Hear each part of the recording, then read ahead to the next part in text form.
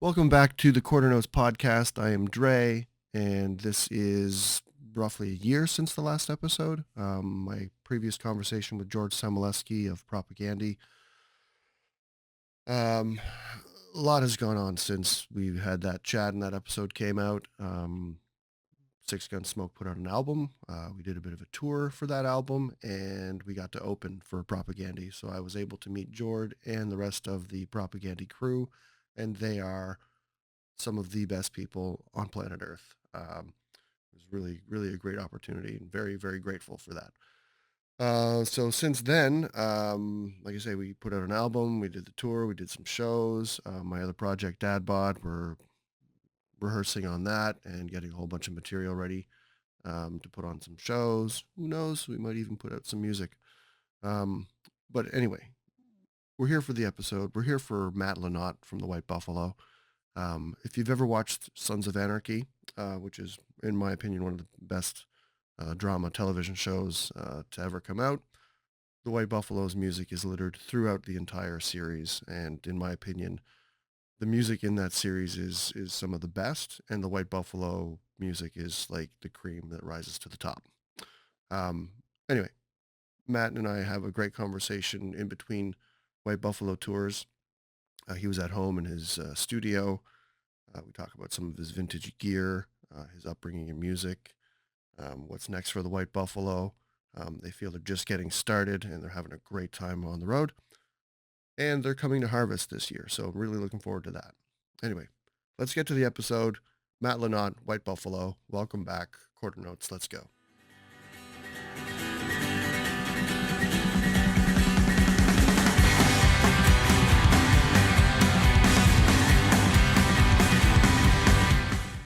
Now we can Cool. just sit back and relax and Right. have a chat. Nice. How you doing? I'm doing great, man. Thanks so much for agreeing to have a chat with a guy in his basement. Oh yeah, no problem. Thank you for asking. Oh yeah, I've I've been wanting to ask you for a while, and I follow you on social, and I see you guys are so damn busy on the road, and Yeah, last year we had a pretty busy year. This year we're slowing down a bit. a little bit. Yeah. Take a little break. Yeah. Well, I mean, a lot of people are starting to do those like spurts of tours where they just do like 4 to 5, 6 weeks max, and then they take a couple months off or a month Yeah. off and just kind of, hit the pavement every so often instead of, 12, 18 months like Metallica when they did Black Album. Like I could not imagine Yeah. being a part No of that. thanks. Yeah, no thanks. No No, thanks. we've always had about a 2 week rule. We won't tour longer than 2 weeks normally. Yeah. Which is great And because, that allows you to have a somewhat of a home work balance, right? right. Yeah. No, it definitely started off for to have a balance at home, but we found out over time that it actually helped out the band a lot Yeah. because we never get sick of each other that way. Oh yeah. So we're always excited to see each other again and to play again, and then 2 weeks goes by, and then Yeah. and we go home. And do you all live in like separate parts of the country, or are you pretty close together? Well, I know Hoffy and I are down in San Diego, and Jake is up in LA. Okay.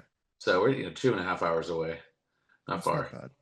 Now, is Yeah. that 2.5 hours of continuous driving, or is that like stuck in traffic kind of 2.5 hours? Yeah, that's like with the little traffic like that you're normally gonna get. Yeah. Yeah. If it was middle of the night, it might be an hour and 45. Right. Depends who's on the road. Right. Yeah. So yeah, I mean, I've been listening to the White Buffalo for, well, I mean, I got introduced to the sounds of Jake and company through Yeah. a lot of people like Sons of Anarchy, all the good songs from that show were from you guys. Like Oh yeah, thanks. let's admit that. I Yeah. mean, not to say that because I mean the musical director, I can't think of his name now from the show. I mean, he just put Right. on such a stellar soundtrack for that whole Yeah. program. Yeah. Yeah, definitely. Yeah, we were so lucky with that. It really made us able to go almost anywhere and have a built-in audience just right up from the first time showing up to a new city. Mhm. And so it really helped us to expand and to go to Europe and now to South America last year, and Mhm. which is unbelievable. and Yeah. and other countries that surprise us, like Turkey, we're really big there, Really. and places, yeah, we might not have known without, Sons of Anarchy. Definitely. Yeah, yeah. So I, once you get into a band, you start to find out who's in the band, and then that's Yeah. when I started following. I don't know, I've sent you a few messages over the years. Like I've been following you for a while. Not Yeah. not a stalker or nothing. That's not, just as a drummer, appreciating, what you do behind the kit. Thank Um, you. but you're not just a drummer. Like you've got a lot of other things on your plate. Like you play quite a lot Yeah. of different stuff and Well, a lot of yeah, sessions. yeah, I do. I do a lot of sessions for people, which I love. I love doing studio work for different styles of music, and it's just, I just love it. I love being in the studio, and I play with other bands locally, and I get hired. I sit in and I do whatever I can. I just try to play with people I like and play music that interests me, and yeah, just really fortunate. And I teach a few days a week too when I'm Oh, in town. yeah. Like in Yeah. person, or do you do Yeah, I online? teach at a school in La Jolla called La Jolla Music, and I teach like 3 days a week. And I've been doing that forever since I was 16. Since I was young, I was teaching. Really? Yeah, Um, I guess, and that also helps with the whole, 2 weeks on the road. Then you're not, your right. students aren't gone, from the Yeah, curriculum for too long. that's right. Yeah, it helps with that too. Definitely. Yeah, I'm Yeah, not yeah, gone too long. yeah. Um, Um, but I love it. Everything helps each other. Everything I find I do. The teaching has helped me a lot in my playing. keeps you Just honest.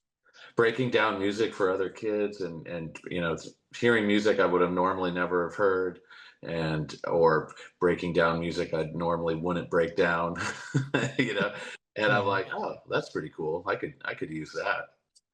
yeah, yeah. you know Different yeah, like sticking patterns or different fills that you're yeah, kind of like that would kind different of. fills, different stuff you wouldn't normally hear, and just the fact that I'm going in there 3 days a week and playing for like 5 hours, um, and it's just getting that, just getting playing time in, because I don't play too much at home.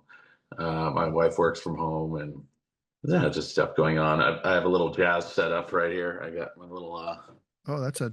my little Gretsch bop kit with a nice old 20s Black Beauty, Oh, and which is, I love that little kit. It's like oh, a yeah, late 60s Gretsch, you know, yeah. I was gonna say 18 inch. that's not a current model. Not gonna get that on the shelf right now. No, yeah, this is an old. It's stop sign badge. Oh, And it's yeah, like 69, the first year they made that stop sign badge, I think. And yeah, and I got my little Wurlitzer. I got all my fun little toys, my little Gibson and my old Martin, my nice. nice old tube stereo to play records on, and a little record collection. So this is my little music office. Yeah, This is where I do stuff and record other music and play things. And yeah. Do a lot of your own compositions too. yeah, I used to a lot more than I do now that I have a kid and everything. It seems to take up all my time. I But I'm hear still that. playing. I'm still writing little things and playing guitar a bunch and piano. Yeah. And I'm not recording as much as I used to. I wish I was recording my own stuff more, but I'll get back on it. Oh yeah, for sure. I mean, everything Yeah. comes in waves. Like, Yeah. certain things take priority, and Right. especially if you get bookings or paying gigs, and Right. you can't not take the paying gig, right? Right. Well, writing is, for me, it's Yeah. a funny thing. It sort of takes me a while to get to that headspace. So I can bang out little ideas quickly, but I can't finish songs when I'm doing other stuff, when I'm doing all kinds of family or other work. I sort of need to be uh, have nothing to do for a few days at least to get into a mode where I can write lyrics and write and finish songs, Mhm. and finish them and record them. I need at least a week off, but that's impossible. Mhm. Yeah, yeah. Like, I mean, and I suppose like a lot of songwriters and stuff, you probably have songs that you started years and years ago Yeah, that are still, I not do. quite there. And yeah. I do, which is not a good thing. I have too many ideas in my phone. I've got, 1,000 ideas and not enough finished. Mhm. I didn't used to be like that. I used to finish things more. Well, it's Sometimes they get distraction. away from you. I almost don't want to make any more ideas until I start finishing things again. Yeah. Or you could do like, like jam bands and just sort of put them all together into one, you know, Right. 20-minute track. Uh, Then it makes playing it live a challenge. If you ever put a band together to do that. Right. Yeah. Yeah, but I love it. I love all the music helps drums too. Drums is Oh, my main thing. yeah. That's what I'm best at. Yeah. So where are you originally from? Like where did you Uh, grow up, and what was your family like as far as music in the house, and just growing up yeah, around music? yeah. I was born in New Jersey, but I moved out to La Jolla when I was like 4, 5. Uh, and I grew up. My dad was no, but there weren't musicians in my family, but my dad was really into jazz, and he grew up back east, and he was in New York City in the 50s and 60s, and he Oh, yeah. just went to all those jazz clubs, and Swing era. a Hmm. lot of these records are with bebop and later with cool jazz and West Coast stuff he liked, and so there was a lot of classical music and jazz in the home from my dad, and then my older brother, was into rock and roll, 60s and 70s, and Zeppelin and the Stones and all that stuff, Oh, yeah. and all the good stuff, and then my older sister, was into pop music too, like 80s, and so I really love that stuff too. I was born in 72, so by the time I was playing drums it was early 80s, and so a lot of the 80s stuff is some of my favorite things as well, you know. A lot of the Just hair new wave, metal. just new wave stuff. No, Yeah. not so much the metal. I didn't get into metal thing and stuff until later, until I went on tours with people and saw more metal bands, and then I started really liking metal and stuff Mhm. too. But no, it was all new wave stuff in the 80s. It's all whatever, the Cars, Joe Jackson, the Police, Tears for Fears, Yeah. the Cure, things like that. Yeah. I've been meaning to check out that latest Cure album. I heard it's amazing, but I haven't listened to it Oh yet. yeah, yeah, yeah. I gotta check it out. Gotta check it out. There's just so much out there. Yeah, there is. There's so much. Yeah. It's never ending. I just keep looking back. I just keep going to older records and older things. I Yeah. gotta get up on the times a little more. Yeah. I tend to gravitate towards that early stuff too. It's just something different. And I think some of that too is just sonically, when they were recording to tape, there's just something that's more pleasing to the ear. It's not all Well, quantized. It's not all yeah. just feel behind it. Well, they're at the height of recording in the 80s. They're at the height of high fidelity and sonically, and the studios were incredible, and they're recording to tape, and they were recording together a lot of times as a band, or at least as a Yeah. rhythm section. Hmm. And a lot of times they were using click track and also not using click. And I don't know. It was an incredible era, I think. You know, sonically, everything. I love the sound of those records. Yeah. Late 70s, early 80s. Yeah. Yeah, I think so. There's a height. Now Yeah. Yeah. things are recorded with sounds coming out of your box, and recorded in bedrooms, and there's not really great drum sounds anymore because they'll record the drums and then just sample them because they don't know how to record drums. So it's all Yeah. sampled hits and basically triggering everything, and so all the drum sets sound alike, and you get all those snares and and it's just the same sound over and over. Yeah. It's a little uninteresting to me. I Yeah. want to hear those big rooms again, Oh yeah. and Uh, hear people playing without correcting the time on it, without doing the beat detective, without getting rid of the groove, and playing as a group, playing as a band where the tempo flows, where it goes up and down a little bit, and all those things make it yeah. really interesting to me. Yeah. Because a lot of that, like you say, when you're in the room, it's done with purpose. Like, when you're Yeah, playing together like that, you're gonna slow down, or you're gonna yeah, hold back and play behind the beat so that the right, bass or the guitar can kind of take the lead, or take the yeah, front, and, back and yeah. forth. Dynamics, and even people don't record much with dynamics anymore, or even that has gone away. But all that to me that's those records which I love the most. 70s and 60s. They're incredible dynamics and the push and pull of the tempo, and it's just the feel and the sounds of the drums. They're so unique. Each drummer, each drum set. You could hear the room. You could hear the drums. eh, You know, Yeah. it's And, you know. and for you, like when you started with playing with Jake, like, well, how did that whole thing start? Because you've been playing with the White Yeah, Buffalo since since the like the beginning. early EPs. Yeah. Yeah, since the beginning, I was his first drummer. Really, he came down to La Jolla to make a record, and he knew some friends of mine who The surf company Hurley is the guy who sort of found him. Said, "Hey, I'll record a record for you. Come work with my right hand man, who was a guy I knew from my brother and I in La Jolla named Peter King." And he recorded him at his house. And I got a call from bass player guitarist Tommy Andrews, who was also from La Jolla, and said, "Yeah, you got to check out this singer."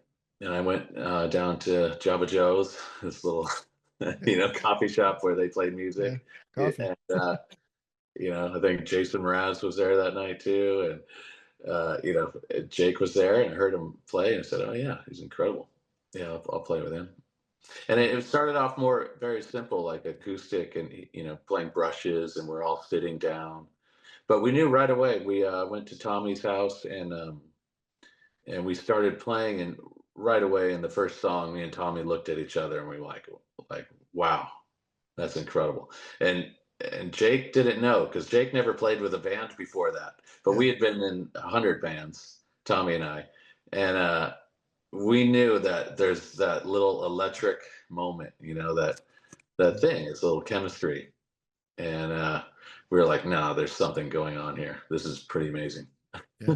Because like I was listening to ahead of Yeah, this, I was kind of going back into the back catalog, and I was listening to the White Buffalo EP, and just the subtleties of what you're playing, the like you say, the brushes, and just very minimal and very yeah, a lot of space, a lot of air to breathe, because he's got such a big, powerful yeah, voice. Like a yeah. lot of your choices on that were just fucking Oh, killer. thank you, thank you.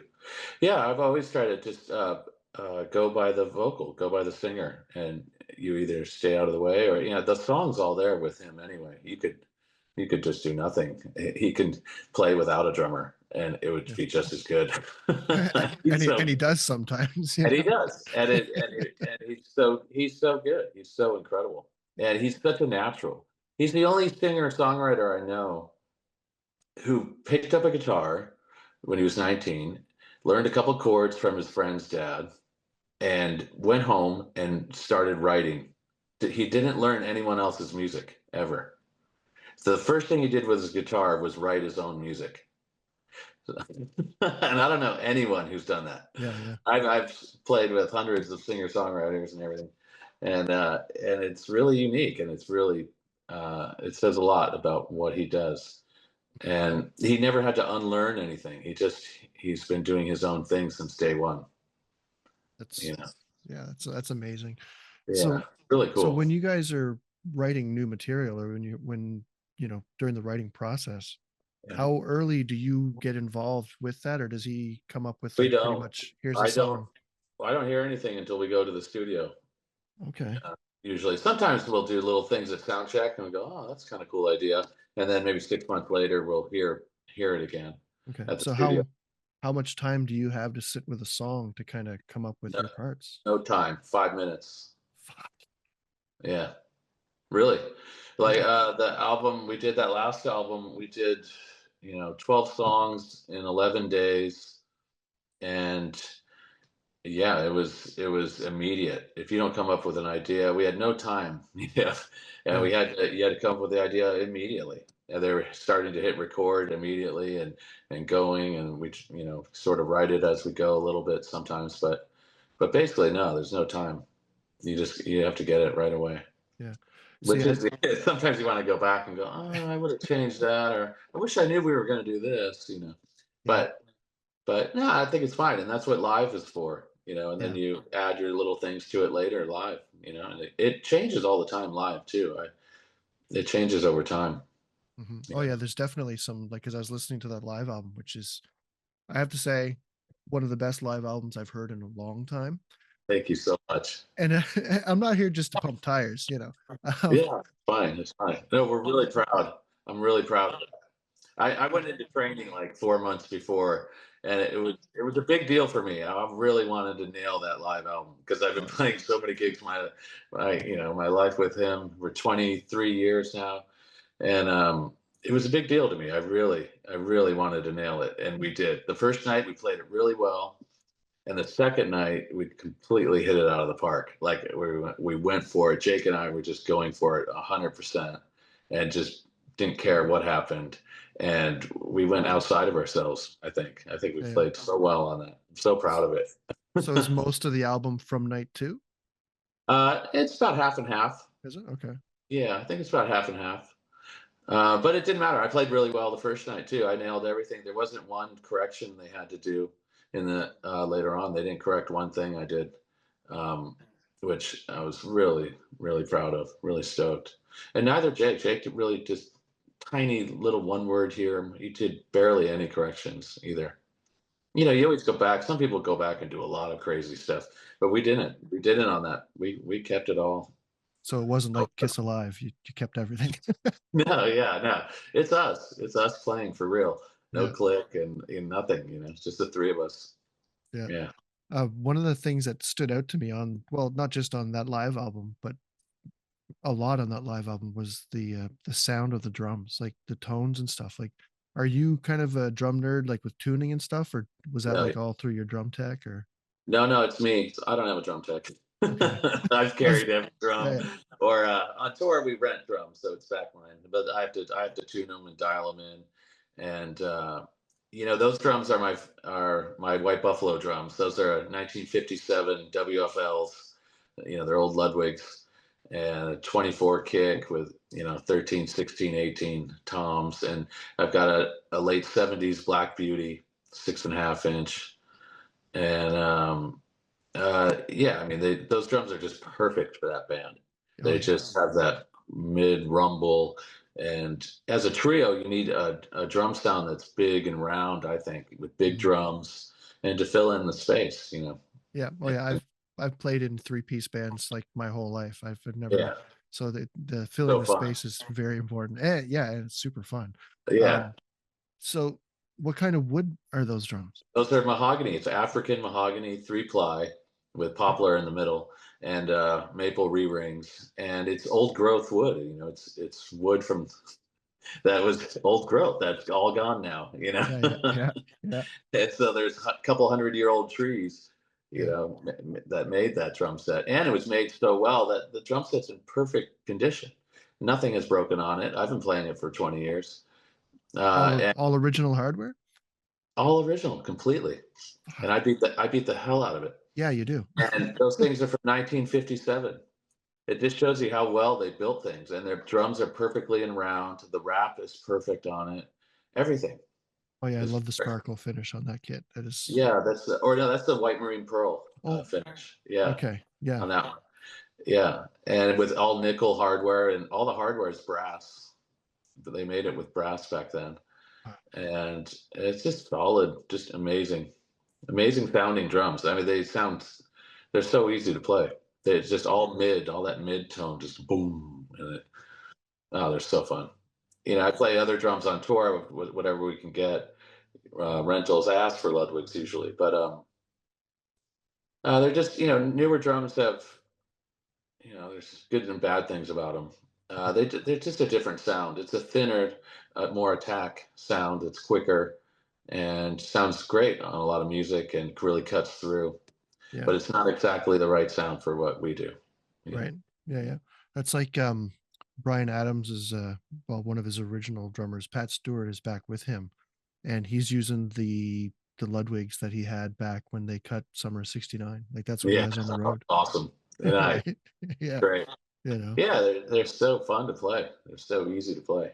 Yeah. Yeah, I love them. Yeah. I've wanted to get a set of Luddies for a while. I've always played Yamaha. Just Yeah, My brother played Yamaha growing up, and I kind of yeah. I inherited love his. You know. I have a 1983 Yamaha recording custom with the painted edges, the round over edges. They only made that year. Yeah, it's just incredible kit.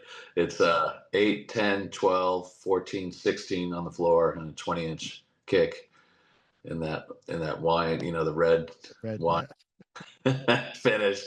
But I love that drum set because I had a set like that when I was a teenager, and it's amazing to play that. I always try to break that out whenever I can because all my old playing starts coming back. Oh I yeah. play differently on it, Oh, I play absolutely. busier and more stuff. I love how that thing sounds. I So love it. do you set up all the toms when you're using that kit, or Oh yeah, sometimes. Yeah, I use it in this other band I'm playing with locally called Gray Boy.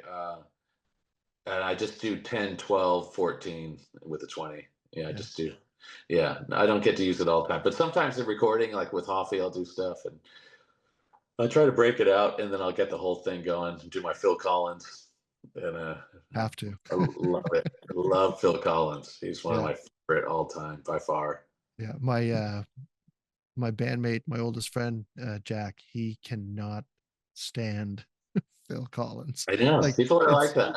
it's an inside joke, but like like we play in a punk rock cover band, Yeah. and every so often when we end a song, I'll just throw it at the very end, just and right away I get Good. I get the Good. Give it side to him. eye. Keep giving it to him. Good. He'll learn. One day he'll see how Yeah, unbelievably awesome Phil is. yeah. He Um, could do it all, man. yeah. That guy, he can sing like no other. Oh, He can play. His playing is so, his playing is so amazing to me that he went from the way he played in the '70s with Genesis and all the prog and all, really busy playing, really incredible. And then the way he switched his whole idea of playing when he came up with the gated reverb, mhm. and which decides how you play really because it makes you play less. But I love the economy of it. I love what he did in the '80s. I Yeah. love how tasty each, like I love that song I Don't Care Anymore. Do you know that one? Oh yeah. um and I'm just all those stuff, those all those fills to me are just perfect. His groove is unbelievable. Yeah. um 100%. I wish I could be that minimal in things that he does. It takes discipline, man. It takes a lot of discipline to It really does. Like play like that.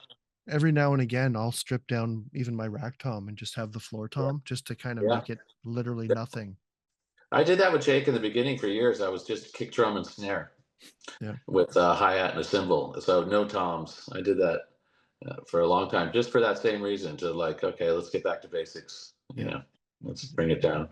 If you can't make it work with kick, hat, and snare, then what Right. are you doing? Yeah, that's all you need. That's all you need, really. But as you get better and as you get older and tastier, I think you can start adding more toms and more things, and because you don't have the need to hit them all, you Some just use self them con some self with control. yeah, you get a little more self control, and Yeah. you get it's more musical. It's really fun to play with two toms up or Mm, more. Different musical ideas come out of you. yeah. So who were some of the other guy? Like you obviously Phil Collins, but who were some of the other guys that kind of influenced your playing? Well, first and foremost would be Buddy Rich, because I just love his fire, and I love that he goes to battle every time he plays. He just rips it out of himself, and I love it. I love how he just gives it all. There's nothing left every time. He's unbelievable. Every solo that's out there on YouTube, there's thousands of them, and you'll never see one mistake. It's incredible. It's Yeah. unbelievable. Doesn't It's even unbelievable. drop a I don't know stick. any other drummer you could see play that much and just be completely in charge on every solo and everything. He's an animal. But then other guys like from that time, I love Joe Morello, Dave Brubeck Quartet. Joe Morello's incredible. Art Blakey has that same power within him. I love Art Blakey's playing, and then I like rock guys like John Bonham is incredible, and Keith Moon is unbelievable, and Mitch Mitchell, another jazz influence, and then it gets to more like Stuart Copeland and Phil Collins and people like that. Yeah. Right. And then '80s guys like Omar Hakim, I think is incredible, and Manu Katché, and and then Garibaldi. yeah, right, Yeah. yeah, and then Yeah. there's guys like also of course Steve Gadd is beautiful, Yeah. beautiful. Weckl was my guy growing up. Oh yeah, My yeah. brother gave me his Back to Basics on VHS, Mhm. and he was like, "You want to learn how to play? Just do what this guy does." Yeah, yeah, he's got a nice fluidity and yeah, definitely. um, Michael, yeah, Caluto, that whole thing. Yeah. so I Yeah. saw on your website that you worked with Chuck McPherson. I'm not familiar with him. No, he was his father is Charles McPherson, he's a alto sax player. He's one of the original bebop guys still playing. He was with Charlie Mingus for 12 years.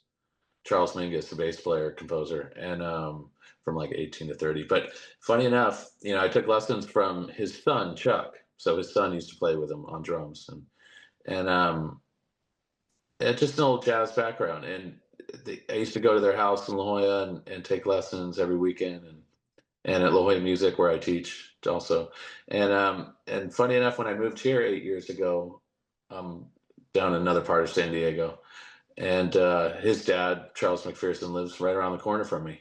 So I Nice. still see him all the time, and he's walking the dogs or whatever. Yeah. I see his wife, and it's really pretty cool. But he was a huge influence on me of just how to.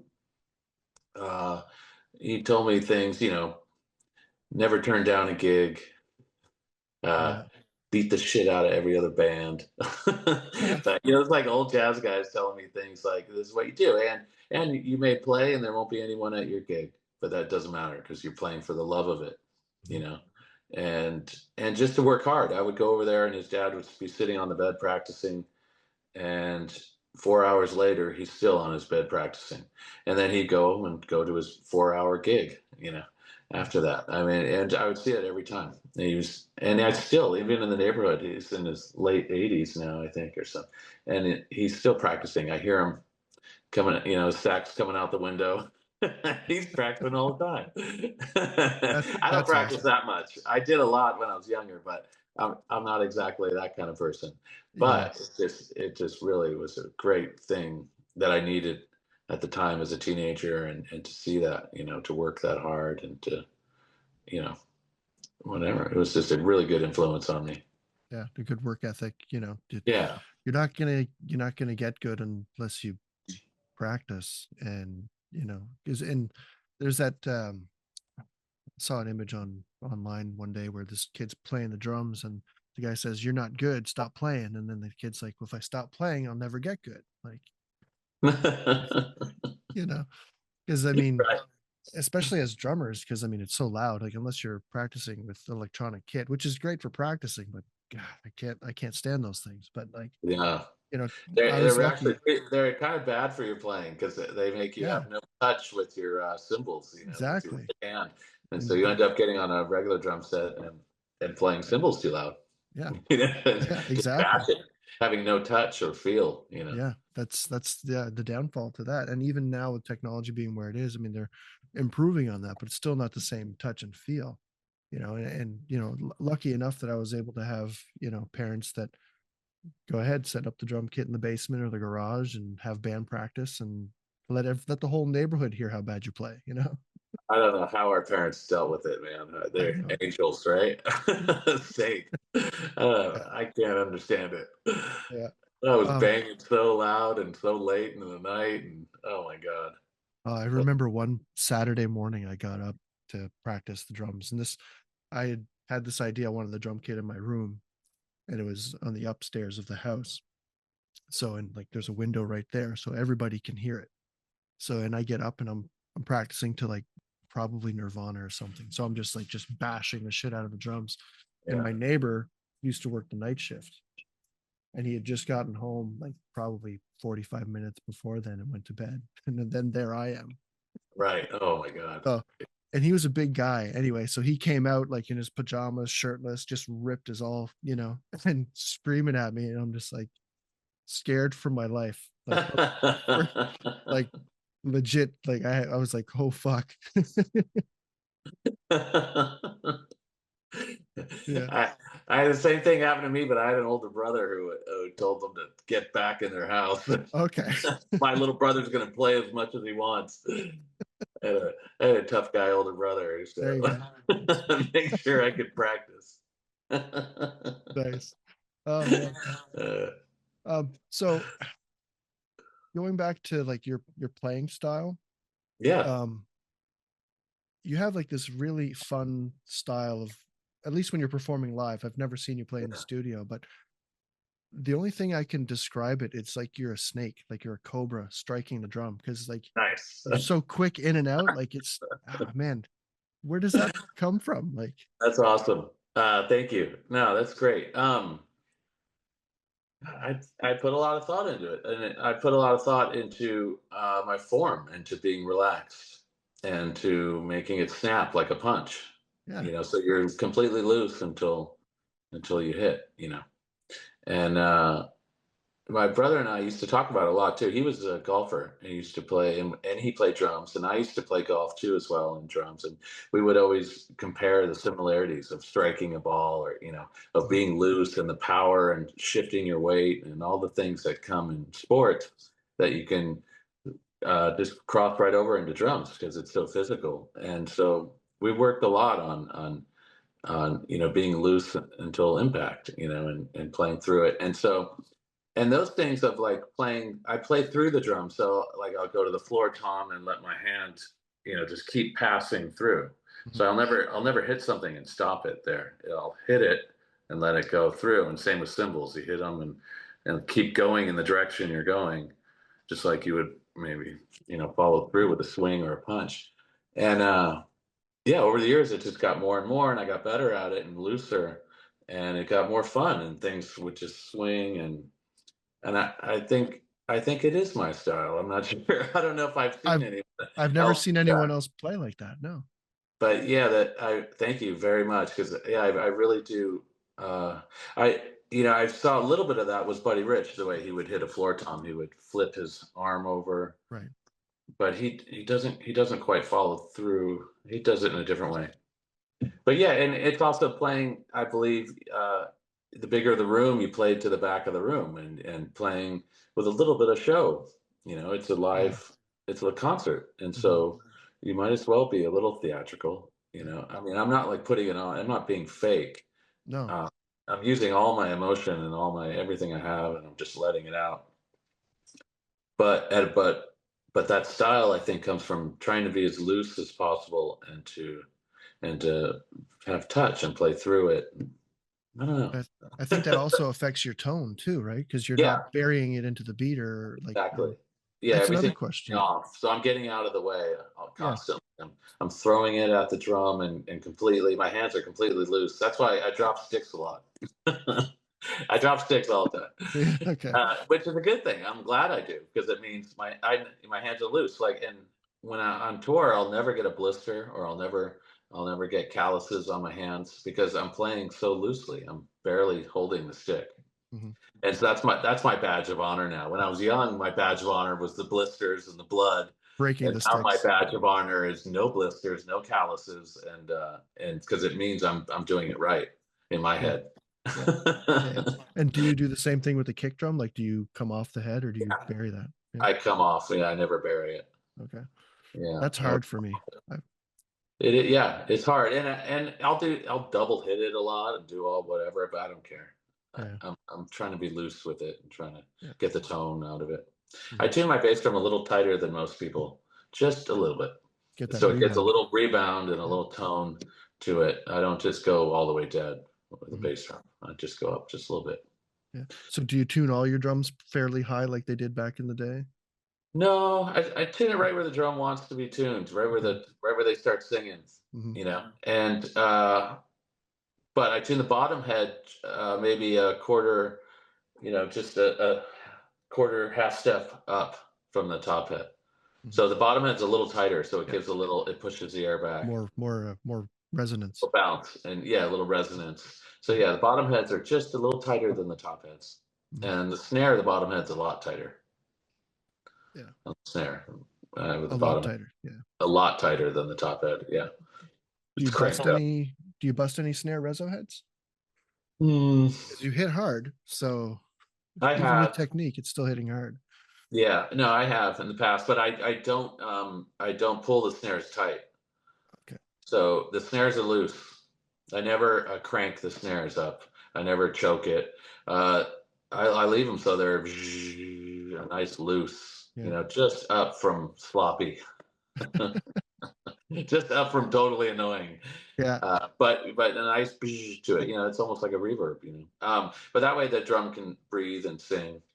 You know, I did all the wrong things when I was younger. I did the snares too tight. I choked up the snare.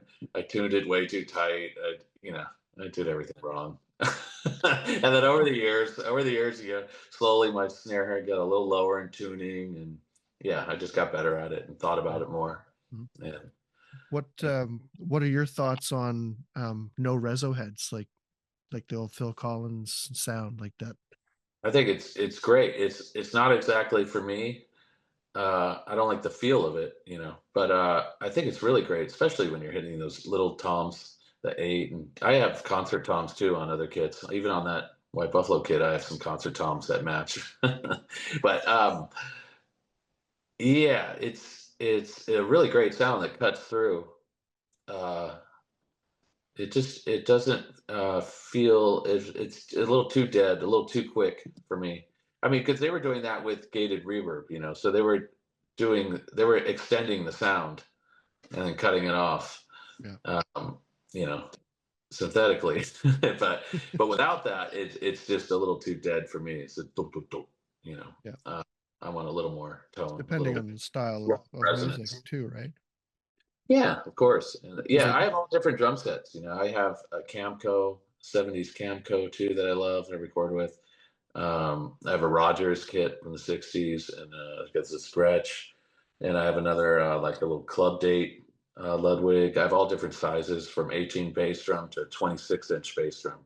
mm, And yeah, I use all different kits for different styles of music and different sizes. And, you know, symbols change a little bit. yeah, like that's your voice. You have to have the things to Yeah. color the palette, right? Yeah, I like it. It's fun, and different sounds excite my ear. Like, ooh, and I'll play completely different on every kit. I'll come up with new things and new styles, and so it's just mixing it up. It's kind of like guitar players with so many guitars and stuff like that. They just inspire you in different sounds. Our ears get bored with the same sound. That's why I think drummers have so many snare drums. Because you're hitting that one so much over and over and over. So to me, yeah, I love hearing different snare drums and different.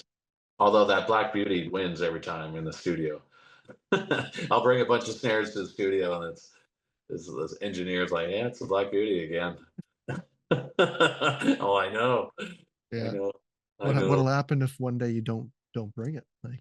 Right, and then we'll have to use something else. Yeah, have to use the bell bronze. The Tama brass. Yeah, I got one of those too. I love it. Um, so where you are such a physical player, and you're mentioning earlier that you were trained up for that show, like, do you have a training regimen that you do, like for Yeah. No, just? I just meant I would just practice on the pad a lot, get Mm, an hour of pad work in every day, and just play on the drums and work out things that I wanted to do and play better. I basically just play along to things, or I come up with I just solo basically. I'll just kind of solo and being developing fluidity that way and musicality just by just seeing what happens and trying to make what happens in my head happen with my hands. yeah. So do you And play along with your like White Buffalo tracks that you're no, gonna play too, and kind of work stuff out that way? No. I don't do that. I don't do that. I want it to be fresh, and it's a little different than the recordings anyway. Yeah. No, I just mean to get in shape, to have my muscles in shape. So they'll do what I want them to do when the time comes. Yeah. So Because like, as you get older, they start to go away. Like yeah. So warm up and cool down is very important. yeah. Well, yeah, you have things in your head and you're like you want to execute it and you're like, "Oh man, I wasn't quite there. I wasn't in shape Mhm. enough, really." Yeah. But uh but it happens in tour within two shows or something. I'll be in shape. Mhm. Uh tour shape, where you can Towards- really yeah. play, you know. Yeah. Well, it's like mid-season for a baseball team or a hockey club, Right. like. I'll get it by the second show. Third show will be right on. It'll be really sharp. And the first two shows are great. They're super fun. My dynamics aren't as good, and then as we play more, and then all of a sudden I'm a little quieter when it's quiet and louder when it's louder. The dynamics get better Yeah. and sharper. Everything just sharpens up. Focus sharpens. Yeah. So Yeah. when Then we you're go home. We and play then you like go 10 home, shows, and then it's over. And I'm like, like, oh man, gotta start over next month. yeah. So if you're not doing music or drumming or anything like that, what's a hobby or something that you do that people would not expect you to do? Ah, not too much Do you anymore. do you crochet? Like, Yeah, no, I don't. Yeah, I used to draw a lot and paint. But now it's just with my kid. My hobby, I would restore instruments and drums and furniture and kind of just restore things, find old things and mhm. make them nice, and pretty. That's cool. Yeah, I have like all my instruments around here. They're all like from the 1920s and 30s and 40s, and my stereo equipment and everything. Yeah, I like finding old stuff for cheap and just restoring them, making them nice, and Yeah. you know that's kind of my So hobby, I guess. so when the tour life and all that stuff is kind of done, you think that's kind of what you'll end up doing until you're old and gray? Yeah, I think I'll end up doing a lot of things, a lot of little things. Yeah. I get bored with just one thing, and so I spread it out, And so, like writing songs for me is a hobby.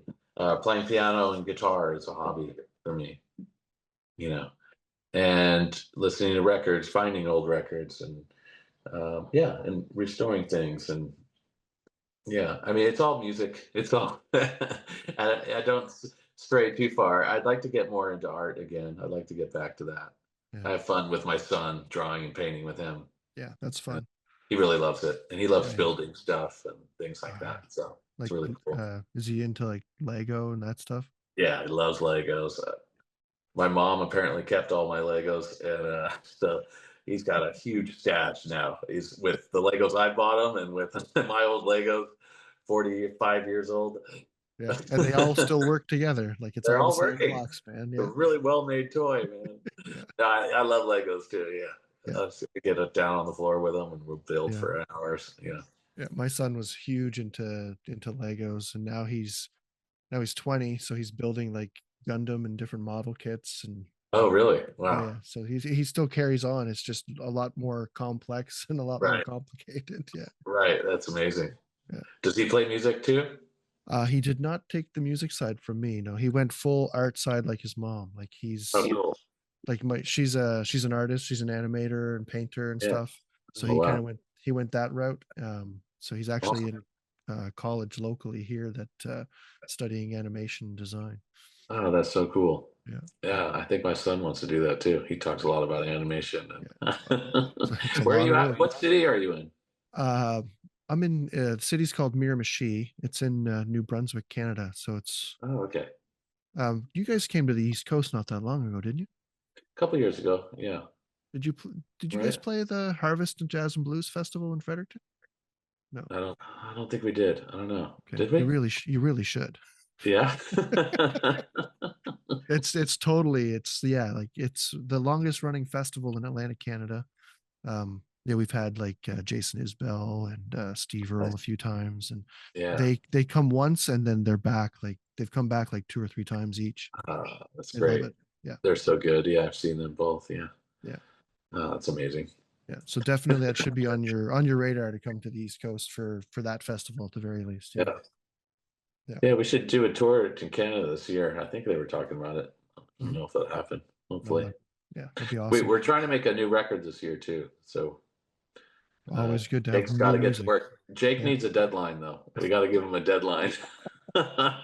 He's one of those guys. yeah, yeah, And then he'll just crank it out like you can't even imagine. yeah. Yeah. So we talked a lot about drums. What about cymbals? I Uh, you're not yeah. using huge cymbals.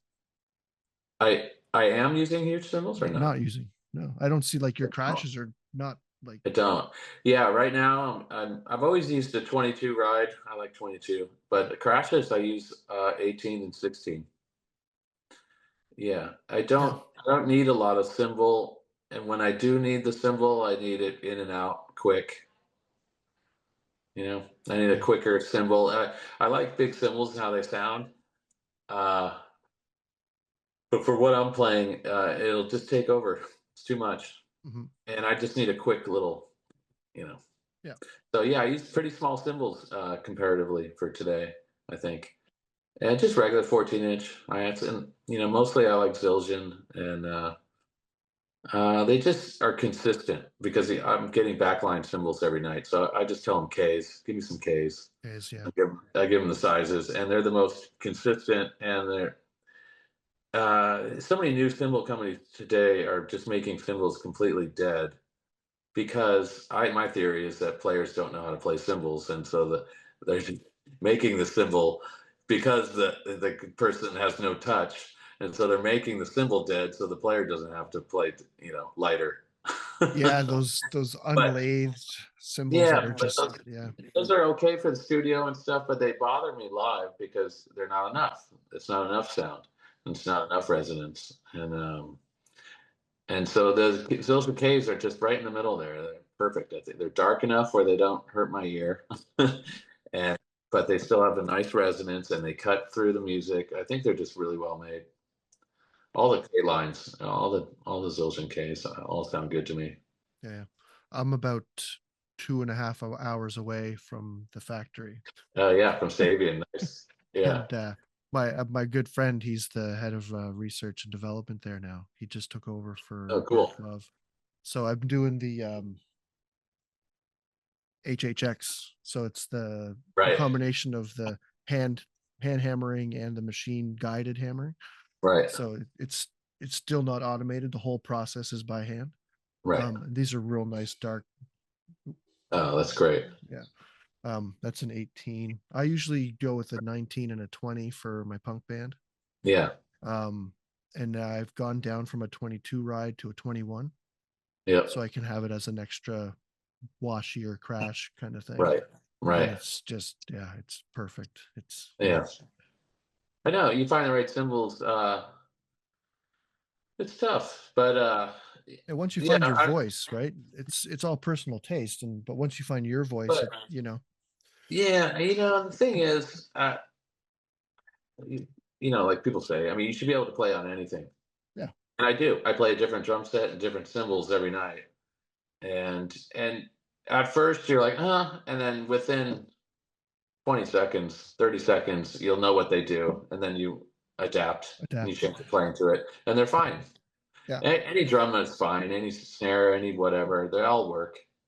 It's really the music, Oh yeah. yeah. Yeah. But some are more enjoyable to play. Of course. The Yeah. better the tone, the more you're going to want to hit it. Yeah.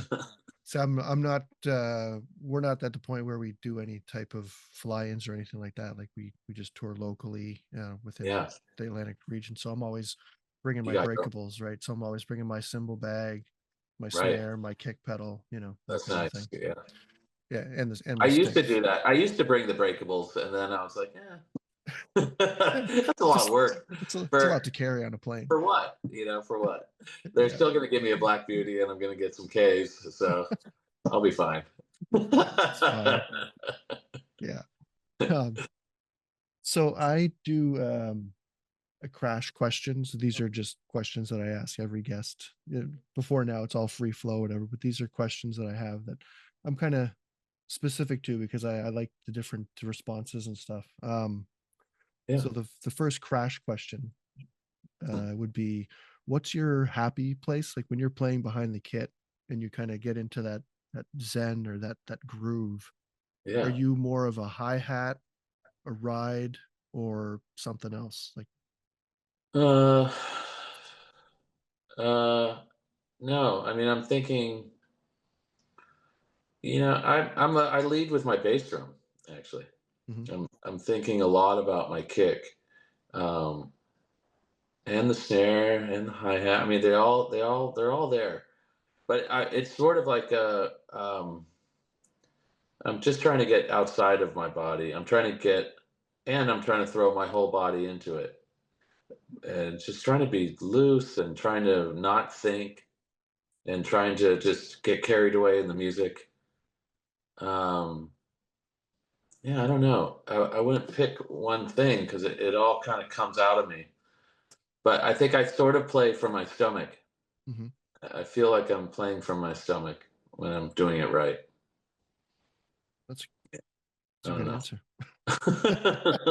That's a good answer. Yeah. um, Uh, People play from different parts of the body. Some people. play from their heart, their chest, or their head, or Yeah.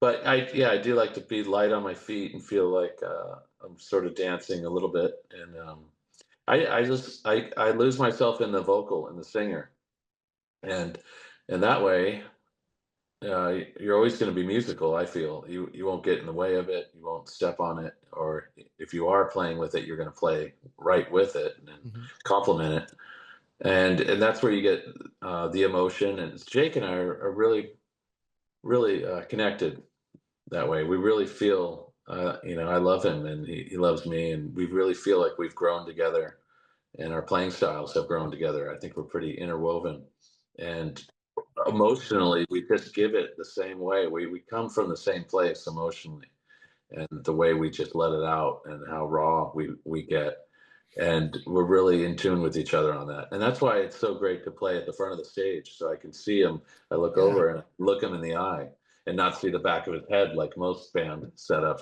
Yeah. where you just see the back of the singer's head and you don't get to connect with them emotionally. Yeah, that's We've something I seen. wanted to something I wanted to ask you about actually earlier was that the stage setup, because there's not a lot of guys that have the drums up in the Yeah, front. Like No Means No, punk band from out west in Canada. He had his drum kit on the side and facing that way, like right, facing side the stage, so the crowd was over here because he would sing, and as he was singing, he could see the crowd. right. And not a lot of drummers are side stage that way, and Yeah, I think it's cool and important to bring the drummer to the front. yeah. Especially, you can do it in a trio, and you can especially do it in a trio if you have a singer with a big voice like Jake, because then he can handle the volume of the drums. But a lot of singers can't. And the other thing, yeah, I just started moving up to the side, and I was sort of facing in towards him, and then I realized I was losing the connection of the audience, and so I got farther up and went straight line. I said, what if we just did a line, all three of us up front? Yeah. And but I want to be directly facing the audience. And then, as a drummer, you just look to your left, your hi hat side anyway. I see the singer, Yeah. and that I felt the best connection. I felt like I'm getting the audience and I'm getting the band. I look down the row and I see Jake and Hoffy right in a row, and yeah, it just felt more powerful and just felt really connected. It's hard for me now to play in the back. I feel like, I'm not even. Do you guys know I'm here? I don't know. Am I connected? Yeah, I feel like I'm in my own world by myself. But Yeah. up front like that, I feel totally connected to the band and to the audience. Yeah. And so it's a real treat. I'm really lucky. I feel very fortunate that Jake will let me play up front like that. And let me do a little solo, a stunt driver every night where we just don't Oh know yeah. what we're going to do. And that's pretty rare too for a singer songwriter Hmm. to let their band do that. And it's really cool. I'm very lucky, very Yeah. lucky. Yeah. I'd love to, like, hopefully you guys do come out this way, because I'd love to experience that, like, in the crowd, because there's a different Yeah, energy, definitely. right. No, Yeah. I love it. Yeah, you feed it. It's a circle. The audience Mhm. gives it, and you give it back, and it's really amazing. Yeah. I love it. Um, so what would be, because you have a lot of gear and you have a lot of old gear, what's your favorite piece of that you wouldn't be able to live without? Like, what's something you could just never let go? Uh, well, yeah, I would say my favorite and most useful is the snare drum I use. Is that Yeah. like a late '70s Ludwig Black Beauty 6.5. It Yeah. was engraved John Aldridge, and yeah, it's just a beautiful, perfect snare that works on everything. And I got die-cast hoops on it, and there's a few little scratches here and there, but not too much. So I don't have to totally baby it. It's Yeah. already got a little wear to it, Once but you it's get that still first scratch, then it's fine. Then you can just toss yeah, it. Yeah. yeah, there you go. But I polish it every night, after I play. I don't sweat on it. But yeah, I love that thing. That'll be the one I keep. Yeah. This is a side question, just one that I thought of now, since you mentioned cleaning the snare drum. Do you clean your cymbals, or you just let them get dirty? No, dirty, definitely dirty. Yeah, I Yeah. would never clean a cymbal. Yeah, Yeah. I'm the same they way. they need the dirt. They need to get those. odd tones to mellow out, the fighting metal tones. Yeah, I think that dirt helps. Yeah, it does. Definitely gets into the grooves. And plus, I don't want to worry about touching them and getting fingerprints on them, and because I want to touch my cymbals, Yeah. and so I don't This want to, you know. this is a fairly new symbol. That's why it looks so nice and shiny. And I've only used it, I think, twice on stage. So it'll get, as the show goes on, it'll get Right. dirtier and dirtier. Look at there, yeah. I got one of the records we did. The label got me all new Turkish cymbals, and they're all brand new, and it was pretty amazing for a while. I was like, wow, what's this? And I still use the hi hats and the ride. I broke the both crashes, but I love the ride and the hi hats. So those are Turkish that I use, and I use like Siljan K's or Constantinople's for crashes now on my own. Yeah, the crash cymbals, I can see them breaking for sure. Just the way you hit so hard, and you keep them fairly high too, because you get a lot of momentum in Yeah, I behind those keep them. strikes. I sit upright and I put them eye level and I put them completely flat. Hmm. Um, I don't break cymbals too much anymore. Those cymbals are super thin. The ones they gave me. They were kind of like experimental stuff. They were just really thin cymbals. I'm actually really good with cymbals where I play off them. I don't, I don't hit straight into them. I'm always swiping them and playing off them. And I hit a lot lighter than people think on. Well, it's because you're so Engineers loose, tell me right? to play my cymbals louder. Yeah. I just when I record because I play so lightly on cymbals Mhm. for recording wise. I want to help out the engineer and play as light as possible. Yeah. But even lately, I've been hearing engineers like, you can play a little louder on the hi hat. Well, wow, really? They're amazed. They're like, I'm going to say something I've never said to any other drummer in my life. Can you please play a little louder on your cymbals? And I'm like, yes, I did it. I've controlled it. I've mastered the touch of cymbals in a Oh yeah. recording situation. You got to be able to mix yourself, right? Yeah, that's Um, good. I finally got to that level. yeah. If you could time travel to any event or any live show, Yeah. where would you want to go? I'd want to see Buddy Rich play. Yeah. Yeah, I'm really sad that I missed him. To see him in person and feel that energy. Yeah, definitely. Yeah. But shows, there's bands I love. I love Zeppelin. I love to see them in their heyday. Oh yeah. You know, I love to see Zeppelin early '70s or see the Police in the late '70s. I'd love to Mhm. see that. Yeah. Uh, uh, I don't I'd know. love to go to that Royal Albert Hall that Zeppelin did before, I yeah, like that. Yeah, that would just be unbelievable. Yeah. Did you see that new Zeppelin movie? Not yet. No. It's incredible. It's really Yeah. good. It Jake got us tickets. His manager got us tickets to the premiere. It was at the Chinese Grauman Theater, and it was really cool. It yeah. was just basically the first year of the band, and it was unbelievable. They went from the start, nothing, the New Yardbirds, to 1 year later they're playing the Royal Albert Hall. It was just unbelievable. Yeah. There's so much power and force in that band. They're so good, so Yeah. incredible. Yeah. The city that I live in is basically, it's more or less like an amalgamation of small towns. So the movie theater, we get, we get big movies or whatever, but Yeah, some of right. those more independent and like documentary type stuff, we don't Yeah, usually get them. So it's harder to get that. Yeah, but I I'll think have to. it'll be out on whatever streaming really Yeah. Yeah. soon. Yeah. This month probably it's coming out. I hope so. I've been looking It's forward worth to it. it. If you like Zeppelin at all, it's really worth it. It's really amazing how humble they are. The remaining three guys, Yeah. they're just so humble and they're so good. And Yeah. when they were young and now, they're being interviewed all through the movie, and yeah, I think it's pretty incredible. I hope John Paul Jones does another album with them Crooked Vultures, because Yeah, that was cool. I know, so good, so good. Yeah, he's a genius. Um, Yeah. what would be your proudest accomplishment so far? Wife and kid, Yeah. Yeah, no, that's a legit answer. That's it, man. That's the biggest. Yeah. Yeah, musically, I'm so proud of the White Buffalo and all we've done over these years. Yeah, we just laugh at each other. We're like, we're playing some of the biggest shows of our life, and we're in our 50s now. And it's just laughable. We're like, this is incredible. How is this happening? And we opened for Bruce Springsteen in Rome, and that was like 90,000 people with Circus Maximus.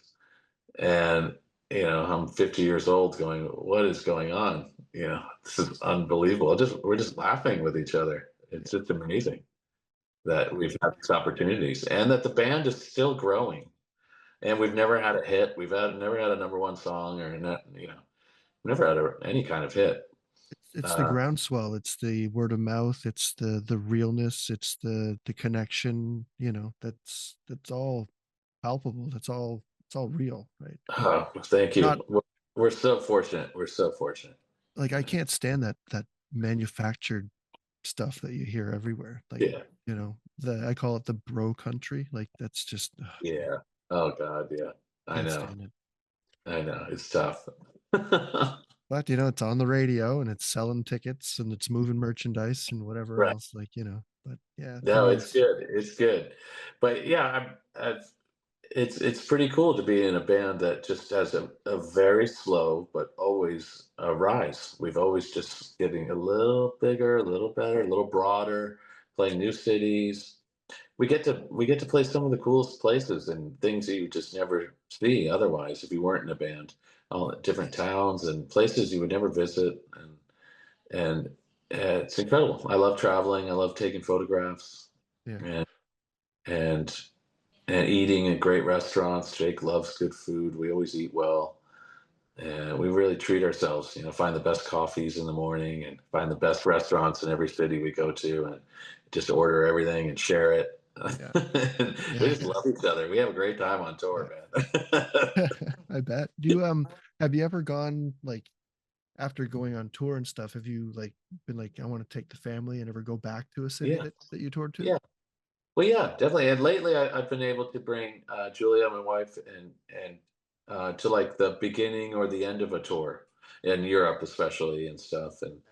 And it's been really nice. I've brought her to Italy that time when we played for Springsteen a couple of years ago, and she came to like 3 shows, and we explored Rome before that. And then this last tour, we went to last year we went to like Portugal and Spain. We went early, my wife and I, and then she stayed for a few shows and then went home, and we continued the tour. Yeah, that's And awesome. we're hoping to do that again. We're going to England, going to United Kingdom, all over. In August, September. And so hoping to bring her out for that. She'll get to see England and we'll hang out. Yeah, So we'll do that. 3 shows is the max for her. She doesn't want to tour any longer than that. It's horrible. it's not for her. Touring without getting to play a show is kind of the worst thing in the Oh world. yeah, because you're just waiting for like all Yeah. day for Right.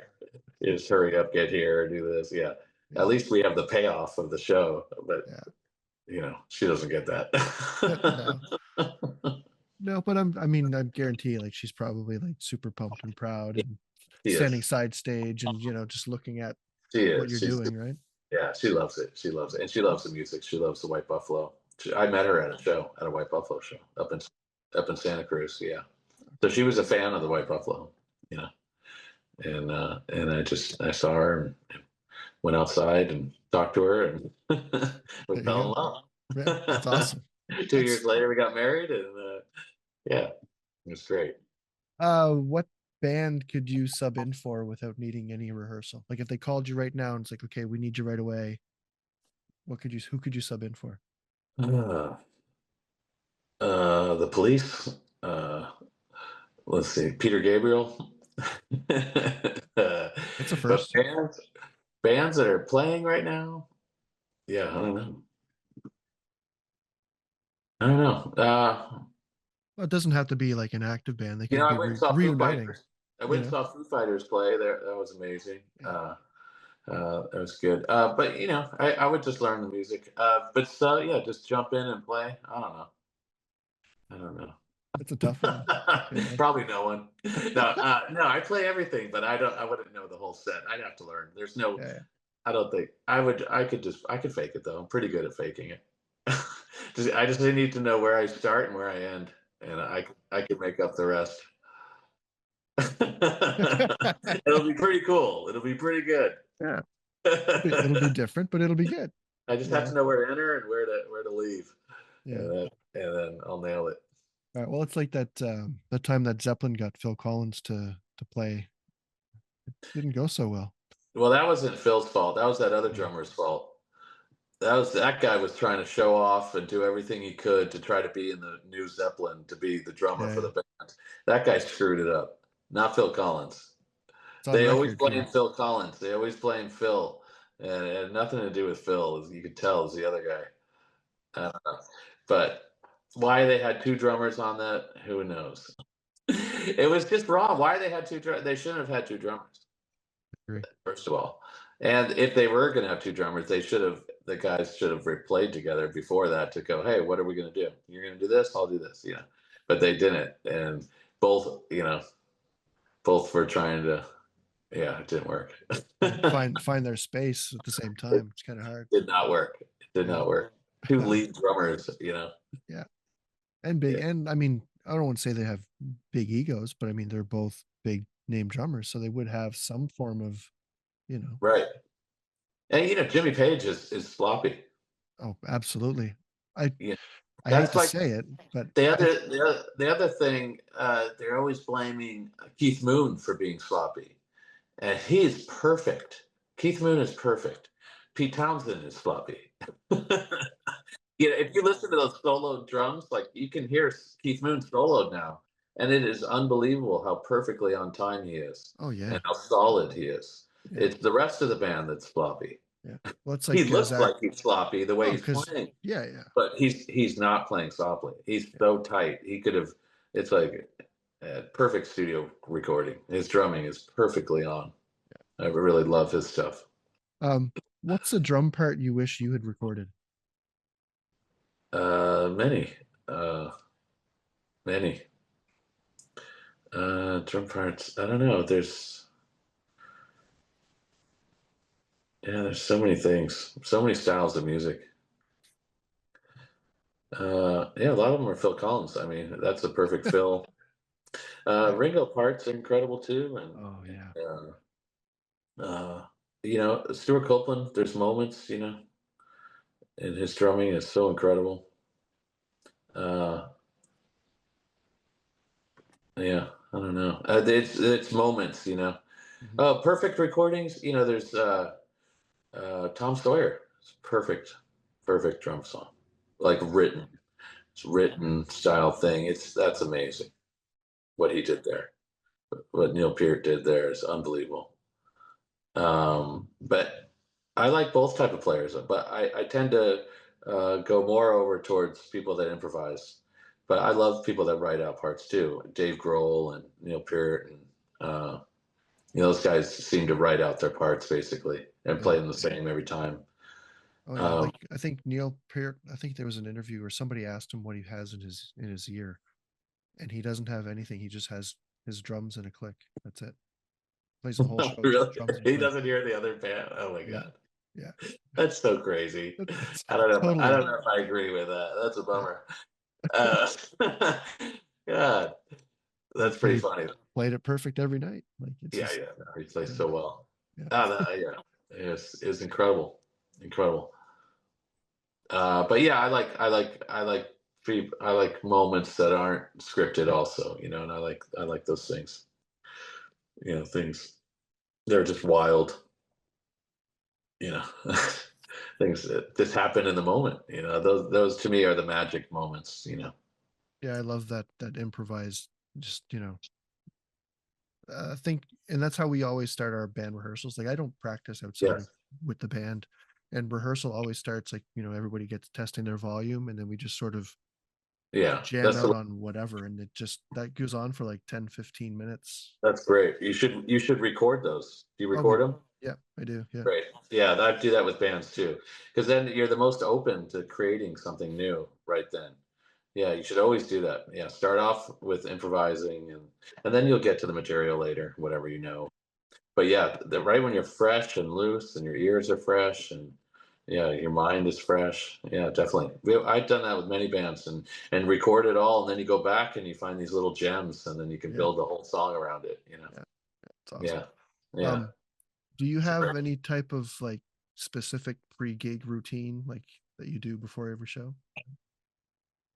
Go to the bathroom. Very uh, important. no, sometimes I would warm up, sometimes not. Most times not. I stretch. I like to about 5 minutes before I go on, just start stretching, Mhm. and yeah, I get really tired before I play. I think my body knows what's happening, what's about to happen. What's about to happen? So about a half hour before, I just get really dead tired, and Yeah, so then I'll have a little coffee like 10 minutes before, and then 5 minutes I'll stretch and then go out and play. yeah. Yeah, Is it an espresso or just a straight up coffee? either one, Either one. whatever I got. Yeah. Black coffee or do you put stuff in it? I do both. Yeah, I put milk in it now. I used yeah. to black, but my stomach, Yeah, the acidity, right? Yeah, you get heartburn yeah. later. Yeah. But yeah, I like a little shot of something, Yeah. and then you just turn it on, and then you get on stage, and then you just flip the switch and Yeah. turn it on. Kind of like Stallone and Over the Top where he flips Yeah, the hat. that's right. Flip the cap back, and I do. I put my hat on, and a little thing, and yeah, go into character. Yeah, 100%. Yeah. Um, one last question that I've introduced to the podcast is a drummer shout out. Um, is there a drummer, somebody that you see that you've heard that you think people should be paying more attention to? God, I wish I could say. I don't know. Well, there's a student of mine. There's Elise Tro, who I taught for almost 10 years, and she's got her own career going. She's doing really well. Yeah. What's the And name? her name is Elise Tro, Trouw, Okay. and she's great. She sings and plays every instrument, and and she's been doing solo stuff and all kinds of things. But she's really great. She's all around great musician. Sweet. Yeah, I love that. I think drummers or musicians in general, but drummers really as a community we're very supportive and like a lot of times you get two drummers in the room that have never met and yeah, immediately it's like we've known each other for yeah, years. Like that's yeah. one of the things about this show that I love so much is like literally within the first 10 seconds we're just chatting. Right. Oh yeah, I love drummers. I have so Yeah. many friends who are drummers. I was we tour with this band a lot called Ellie Edwards, and their drummer's Harrison, and I really love him. And just randomly, I was in New York City this last week, and he doesn't even live there. And I walk out of a toy store with my son, and there he is right on the street. Could not believe it. Yeah, I That's run awesome. into him all the time in different cities. It's so funny. That's And hilarious. I'm totally connected to him. Yeah, I love him. Harrison Edwards. And yeah, it's totally random. But I love it. I love drummers. yeah. A friend of mine, Chris Prescott, he plays for Pinback. I've been in bands with him too, where he played guitar. He during COVID, he did songs where he felt the same way. He loved drummers, but you never get to work with him. So he did double drummer, different drummer on every song. And so he Nice. picked all his drummers around San Diego, and I did a couple songs with him, and he picked all these different drummers, and he would just do song after song, and he did it for that reason because he's like, I love hanging out with drummers, and I'm just going to start making music with two drummers on every song, and Yeah, that's really awesome. cool. Came up with a lot of cool stuff. Yeah. Yeah, it's like yeah, COVID birthed a lot of things. Like that's when I started doing this was back in COVID. Like Yeah, that right. it really taught us to appreciate that the community and like when you go to and play shows like the shows that I play usually there's like two or three bands on the bill. We're like in a small pub, so there's like this tiny little green room and you get to meet people for the first time and build rapport and get to Yeah, know them. And then when right. COVID hit, that was all that was gone. I know. It was tough. It was tough. Yeah, I was trying to do Zoom lessons, which I did not like. Teaching over Zoom was not fun on drums. Um, but with all said and done, I took up some projects that need to be done and house things, and it was good for me actually to take a break. I've been touring for 10, 15 years straight before that. I would have never taken a break otherwise. Yeah. Do you find the touring now after COVID has changed? Like, did you guys always do the 2 weeks and then take a break, or was that No, sort of nothing's born out of? nothing's changed. Nothing's changed for us. It's the same. Sometimes we'll do a little bit longer tour in Europe or something. We'll go 3 weeks. But yeah, this year we're doing a lot of short little runs. Unlike last year, we're doing a lot of just 4 days or whatever, a lot of short weekend things and things like that. Mhm. We're just doing less gigs this year because we did so much last year. Yeah. Yeah. So Yeah. yeah. It's so But yeah. and right now you're pretty much you're booked in the US and you're doing that UK leg, you said, right? Yeah. Yeah. Yeah. Well, no, it's UK and it's Europe. We're going to where else in Europe? I forget. Italy and Turkey, maybe Germany, and yeah, all over the UK. Yeah. Yeah. Awesome. Yeah. Yeah. It'll be great. Yeah. You guys are um with that live album, I didn't see anything like as far as video. Like, do you have any like DVD, like We didn't. DVD No, of, it's funny. We didn't do video. no? Yeah, we didn't do any video. Yeah. It's just the album. You have to imagine it. It's a whole, well, I mean, it's a whole other side of production too, right? Yeah, it's a lot, It's a and lot. it was a lot to deal with. We just wanted to play well too, and yeah, and Jake funded that himself too, Oh, and it really? was it was yeah, it was a lot. I brought my friend in Mike Butler to engineer it. He did a great job. Oh, yeah. He's a really good engineer, and he's a really good musician too. I played with other bands around town with him. He's a guitar player as well, and but he's worked on all kinds of big live albums for really big name bands and stuff. So we were lucky to get him. Yeah. Awesome. I love how it turned out. I love how it sounded. It sounds like we sound. I think we did it. We finally did it. Made a record that actually sounds like what we sound like live. It's not I think. easy, you know. No, it's It really not. isn't. It 'Cause has the feeling. It feels like a yeah, gig to me when I I was hear going to it. say it has to capture the energy of the show Yeah, as well as what it sounds like, you know. And yeah, exactly. I think it does. I think it does just about as good as you can do it. yeah. Yeah. So, yeah. So I'm looking forward to you teased that there could be a new album coming, so I'm really Yeah, optimistic we haven't about that. recorded it yet, so Yeah. hopefully this year we're gonna get it recorded and yeah, Yeah. out. And technically you wouldn't have heard any of the songs yet either, Never. Mm-mm. Nope. right? That's awesome. Well, Matt, thank you a million times over for being You on the got it. show. I don't want to take up the rest of your evening. Thanks. You've got, probably lots of family and stuff. Good. Yeah, I gotta go pick up my son. Yep. No, but thank you so much for asking me. It's a real honor. I mean, you know, I don't know. It's pretty amazing. I really appreciate it that you're interested in my drumming and yeah, No, that's flowers need to be given when they're due. So I appreciate it, and I appreciate you, and then thank you so much for everything you're doing with Buffalo and on your other stuff too, man. It's fucking sounds great. awesome. I appreciate it. Thank you. Oh, nice hanging with you. Good Yeah. chat. So hopefully I see you on the east coast of Canada. All right. Yeah, keep in touch. Anyway, Will it's a do, good man. talk. Okay. All right, bye. All right. Bye now.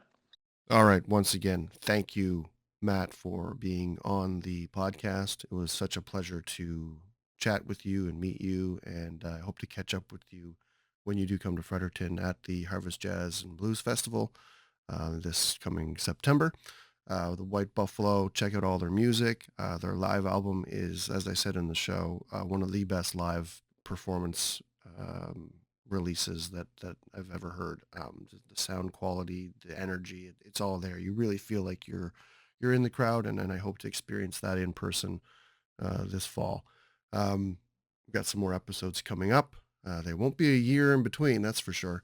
I've already got 2 that are done and pretty much edited, so they'll be coming out very soon. And I've got more guests lined up, and really looking forward to that. So with that, thank you again for joining me in the Quarter Nose podcast, and we'll see you in the next one. So as usual, Take care of yourselves and each other, and we'll see you soon.